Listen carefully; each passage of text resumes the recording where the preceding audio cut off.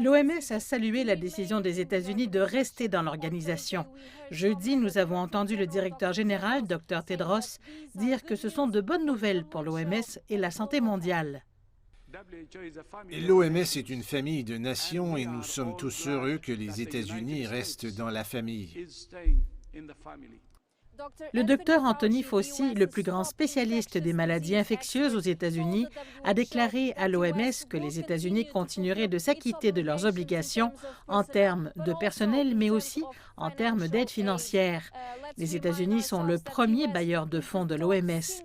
En 2019, le pays a contribué 400 millions de dollars. Alors bien sûr, à ce stade de la pandémie, cet argent sera crucial pour l'OMS, en particulier lorsqu'il s'agit d'aider les pays à faible revenu. Le Dr Fauci a également annoncé que les États-Unis se joindraient au programme COVAX, une initiative mondiale visant à développer et à fournir le vaccin contre la COVID-19.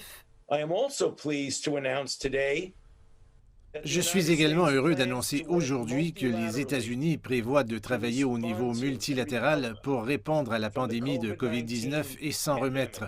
Le président Biden publiera une directive plus tard dans la journée qui inclura l'intention des États-Unis de rejoindre COVAX et de soutenir l'accélérateur ACT pour faire progresser les efforts multilatéraux pour le vaccin contre la COVID-19, la distribution thérapeutique et diagnostique, l'accès équitable et la recherche et le développement. Il y a un an, jour pour jour, ce jeudi, le premier cas de COVID-19 a été signalé aux États-Unis. Et en rejoignant l'initiative COVAX, Joe Biden espère signaler qu'il est sérieux en accordant la priorité à la lutte contre la pandémie, tant au pays qu'à l'étranger.